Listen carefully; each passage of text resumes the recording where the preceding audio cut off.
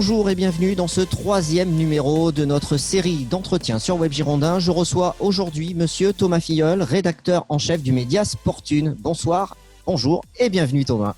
Merci, salut Nicolas. Alors, tu es spécialisé dans le business du sport sur ton média. Tu vas nous apporter ton éclairage sur la situation des clubs français avec l'arrêt de la Ligue 1 jusqu'au mois de septembre. Et on fera bien entendu ensemble un focus sur les Girondins de Bordeaux. Pour commencer, quel est ton sentiment sur la situation actuelle ? Forcément, le sentiment il est mitigé. Il est mitigé et d'autant plus qu'on a encore, on est pétri d'incertitudes sur la situation d'abord sanitaire, mais y compris sur la situation du jeu et du foot à proprement parler. On ne sait pas. Là, on sait qu'on vient d'entériner le fait d'arrêter le championnat.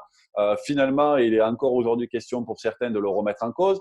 On ne sait même pas de toute façon à date à quand sera programmée une reprise officielle. Donc on ne sait rien. La seule chose dont on est sûr, c'est que le sport casque, le football en particulier casque. Les clubs de quels qu'ils soient souffrent.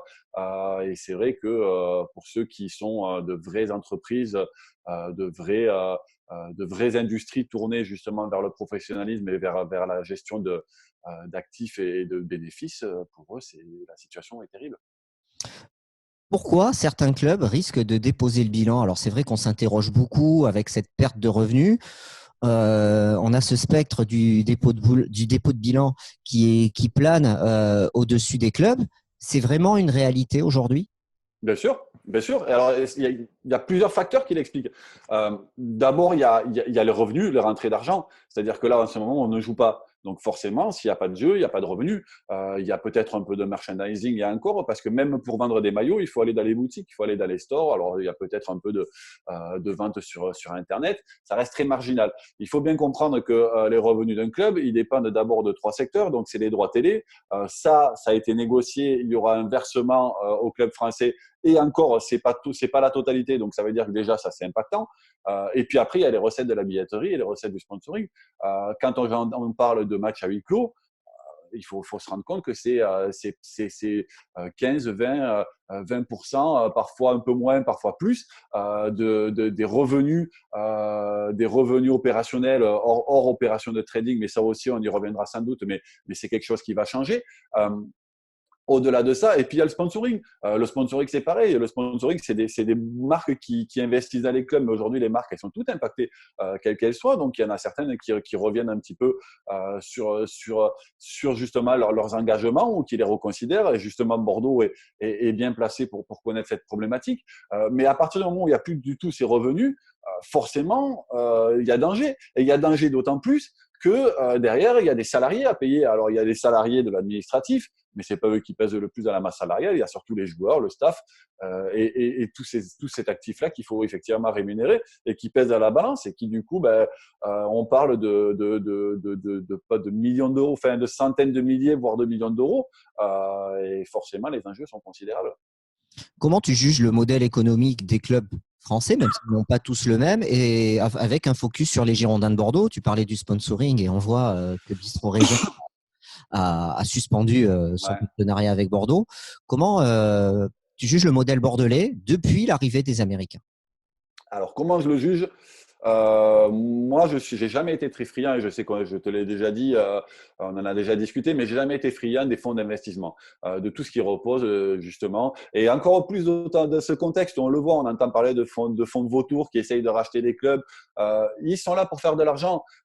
Et le foot, oui, c'est une entreprise, oui, il faut faire de l'argent, mais il y a une âme, il y a des joueurs, il y a des résultats, il y a une variable que tu ne peux pas maîtriser. C'est le résultat sur le terrain, la performance. C'est pas une simple entreprise qui se gère, voilà, ça se gère différemment. À partir du moment où il y a des considérations qui sont financières, je dis pas que les mecs qui viennent, ils sont philanthropes, ils veulent tous perdre de l'argent, mais quand tu es un propriétaire, que tu mets tes moyens, que tu te donnes les moyens ben forcément, c'est différent.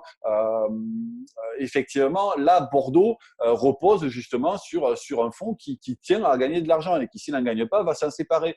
Et va s'en séparer à peut-être un autre fonds d'investissement, enfin, je veux dire, au plus offrant, quoi. Sans regarder justement, c'est ça qui est un peu problématique. Alors, je dis ça sans savoir si effectivement ils vont s'en séparer. Je tire pas, enfin, je veux pas alarmer, mais d'une manière générale, la patience a des limites dans ces systèmes-là. Ça, c'est les limites du projet. Après, là où ça peut être costaud, c'est s'il y a un vrai patron décideur derrière et qu'il y a des choses qui sont concrètes. Il faut en fait, pour qu'un projet fonctionne, s'entourer de bonnes personnes de A à Z.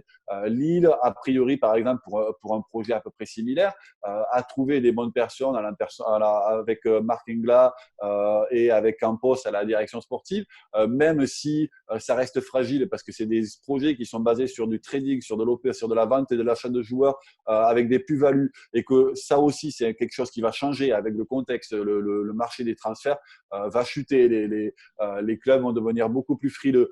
Mais donc ça aussi, d'une manière générale, c'est quelque chose. Et Bordeaux misait aussi sur ça. Bordeaux misait sur l'exploitation de la Matmut Atlantique, mais en attendant, tous les stades sont fermés. Donc forcément,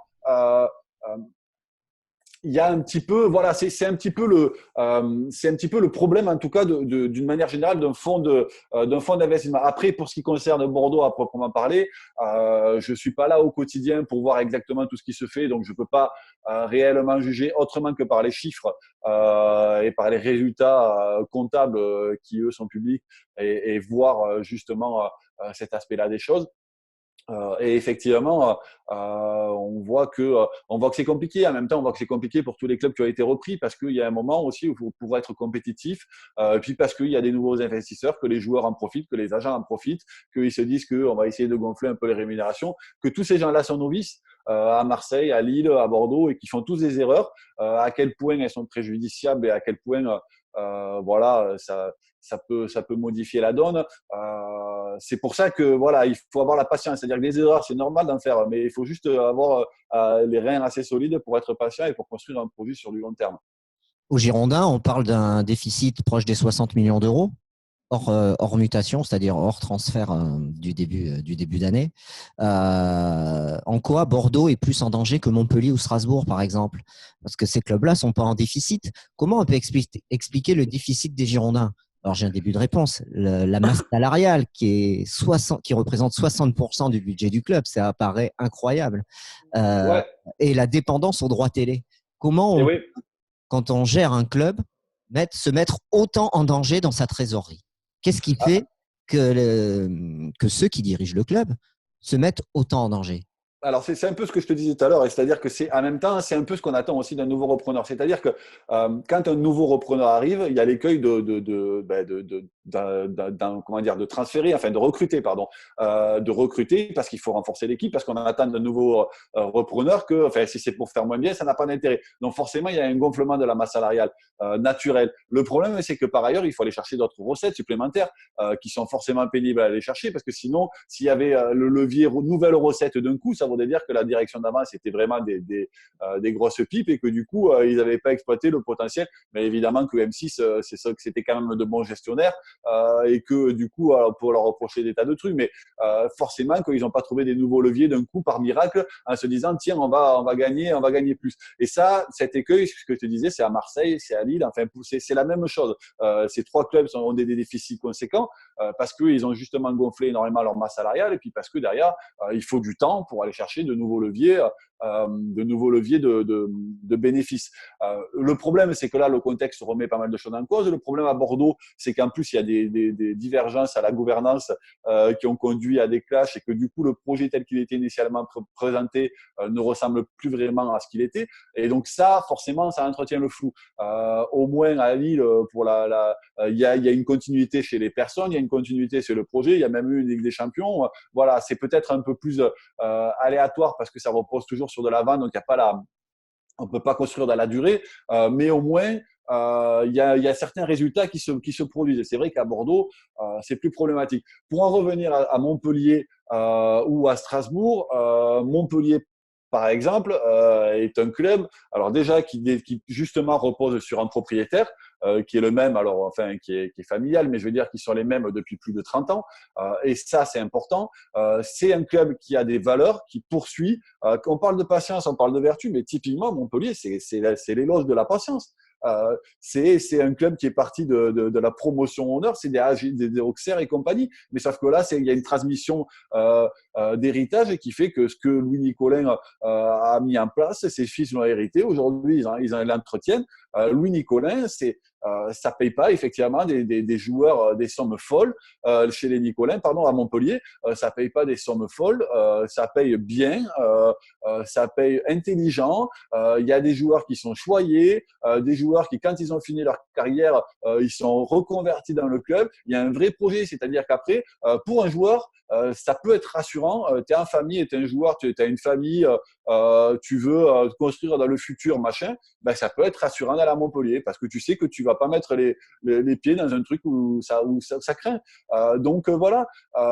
Montpellier est une gestion intelligente, mais Montpellier est une gestion historique, quoi. Strasbourg, c'est un peu différent.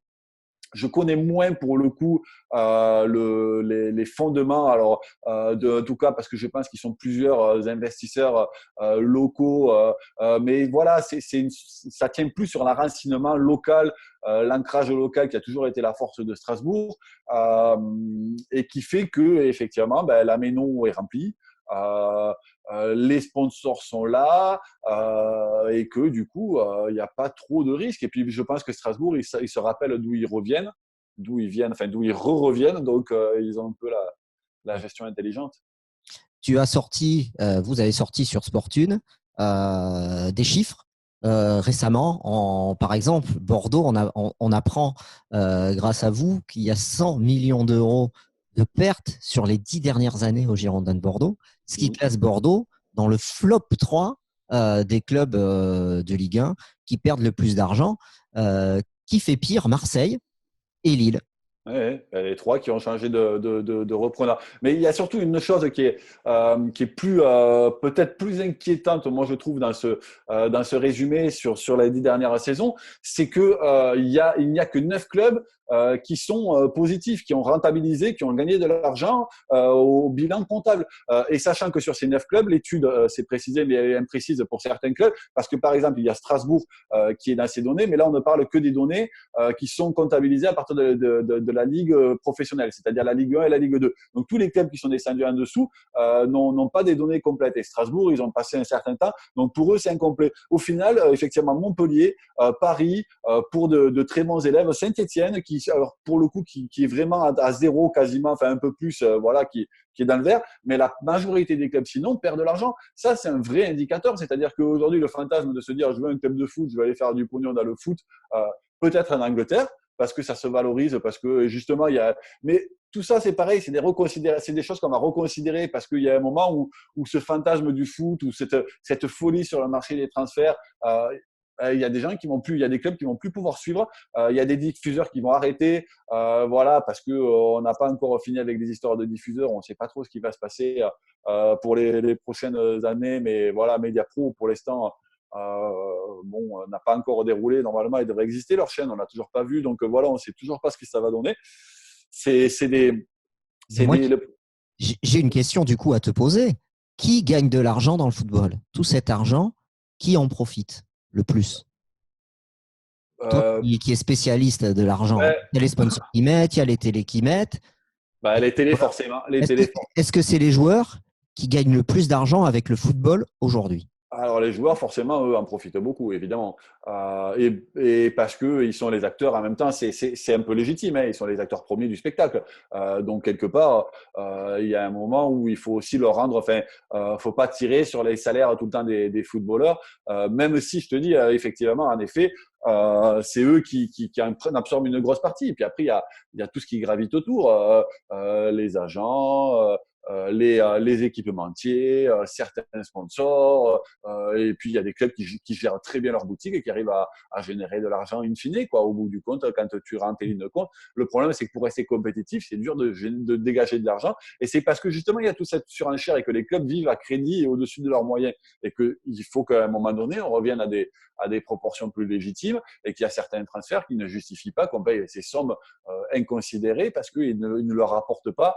Voilà, alors les joueurs, effectivement, ça vise directement les joueurs, mais les fautifs, c'est ceux qui mettent ces sommes au préalable, quoi, et qui se rendent pas compte qu'ils font exploser la machine, quoi. Donc, les joueurs qui s'enrichissent le plus, ceux qui en perdent le plus, ce sont finalement les propriétaires de clubs. Non? Bah, sûrement. Après, il y a toujours. Ils en récupèrent peut-être de manière indirecte. Après, ouais. Du business parallèle. On a C'est ça. C'est NT ça. En fait, avec les droits télé, par exemple. oui, ou avec de la promotion de ces entreprises. Enfin, je veux dire, tu peux très bien mettre ta marque sur ton maillot pour gagner en visibilité. Donc, oui, après, ça dépend de la stratégie du propriétaire.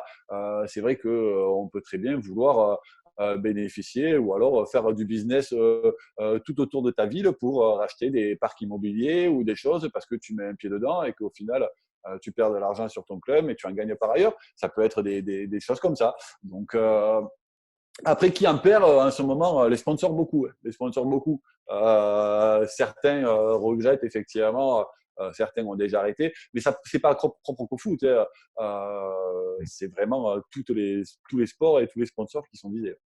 Comment, pour terminer, Thomas, comment les Girondins peuvent s'en sortir aujourd'hui de cette crise? Et d'après toi, est-ce qu'ils vont s'en sortir? Moi, je pense que oui, mais bon, toi, on voit qu'il y a le prêt de la LFP. Est-ce que ça peut Oui. être suffisant ou est-ce que finalement, quand tu as un club qui est endetté comme ça, tout le temps, et tu te dis, on va jamais voir la fin de l'endettement, En fait, tout endetté, le temps en souffrance, quoi. endetté, alors ça dépend, c'est pareil, c'est exactement ce qui se justifie par rapport à Hérault quand il dit Marseille n'a pas de dette, parce qu'effectivement, Marseille perd de l'argent, mais il y a un actionnaire qui remet au pot. Donc tant qu'il remet au pot et qu'il comble en fait les dettes, ça perd de l'argent, mais finalement c'est pas endetté. Je sais pas ce que fait Bordeaux, ce que veulent faire en fait les actionnaires de Bordeaux, parce qu'il y a un moment où de toute façon il faudra que remettre au pot et combler ces trous. Donc si effectivement l'actionnaire remet au pot, comble machin, et qu'on repart après sur les bases en se disant bon ben il faut, de toute façon, c'est normalement ce qui doit se passer en fait. C'est tout simplement de combler ce déficit, de mettre la différence. Sinon, de toute façon, s'il n'est pas comblé, la saison prochaine, la DNCG va dire ben là, c'est trop. Vous descendez, enfin, voilà, on vous encadre la masse salariale ou carrément vous descendez. Mais donc, soit ils font ça et ils comblent le déficit, soit effectivement, c'est la catastrophe. Après, une fois qu'ils ont comblé le déficit, à eux de trouver la bonne stratégie, mais visiblement, ils ne l'avaient pas jusqu'à maintenant. En tout cas, elle n'était pas claire sur ce qui se passait entre justement les changements de direction, les incertitudes vis-à-vis de l'entraîneur, certaines choses qui sont pas forcément lisibles, et y compris pour les marques, avec des marques qui osent ouvertement dire qu'elles sont prêtes à suspendre leur engagement dans le contexte et que ça peut rester secondaire.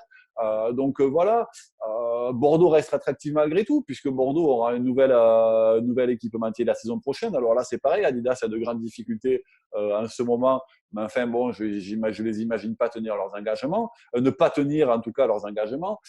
Mais voilà, mais il faudra de toute façon, je pense en tout cas, accepter que la saison prochaine soit compliquée, accepter peut-être qu'il n'y aura pas de folie sur le mercato et que peut-être même il y aura des départs qui ne seront pas nécessairement trop compensés. Accepter de se dire que ben là, le projet tel qu'il a été pris jusqu'à maintenant, il coûte trop cher et qu'il faut revoir les fondamentaux.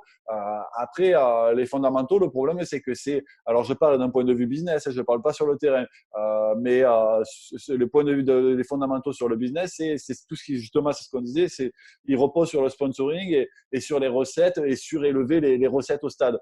Parce que la Matmut Atlantique, oui, c'est ça, c'est son nom. Le Matmut, ça change.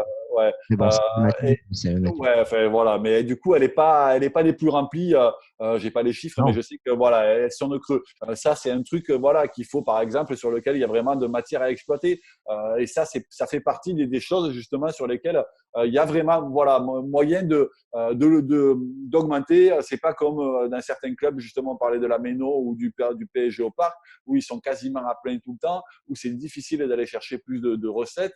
Là, il y a un vrai potentiel. Donc peut-être par rapport à ça, ça passe forcément par un spectacle plus attractif sur le terrain. Ça passe aussi par discuter avec les supporters, parce que je crois que savoir que les relations sont compliquées, sont un peu fraîches en tout cas. Mais voilà, après Bordeaux a plein d'atouts pour s'en sortir et pour voilà. Enfin, et puis j'imagine que les mecs sont pas venus justement pour partir là tout de suite dans cette situation qui leur serait vraiment pour le coup préjudiciable, quoi. Ils auraient tout perdu parce qu'ils perdraient vachement de pognon. Et au final, ils n'en auraient rien fait. Donc voilà, donc s'ils sont un minimum consciencieux, et je les imagine quand même, enfin, quand on gère autant de volume, voilà, c'est de se dire bon, ben, on remet, on paye, on éponge les dettes et puis on essaye de construire une stratégie cohérente. Mais par contre, je pense qu'effectivement, il va falloir accepter que ça soit pas, enfin, sauf après recruter hyper malin, voilà, je veux dire, ça peut arriver que, mais je pense que voilà, ça faudra pas attendre des cracks et il faudra peut-être accepter. Voilà, et puis faire confiance, reposer. Je pense qu'on revient vachement sur ces fondamentaux-là, mais reposer sur la formation, sur justement, et d'autant plus aujourd'hui où Bordeaux a un certain avantage certain sur ses concurrents, c'est que Toulouse en Ligue 2, il est maître dans un bassin très large. Ça ne veut pas dire que tous les jeunes voudront aller à Bordeaux, mais ça veut dire que quand même c'est plus attractif de se dire que tu as les Girondins qui sont stables en Ligue 1 et que derrière, tu n'as plus dans une région du tout le sud-ouest, tu n'as plus aucun club jusqu'à Montpellier, quoi. Donc ça peut jouer, et ça c'est important qu'il se repose justement sur la formation. Mais bon, c'est du long terme. Ancrage local, formation, projet cohérent, voilà les clés pour redresser le bateau bordelais et le foot français. Sont des clés pour les clubs.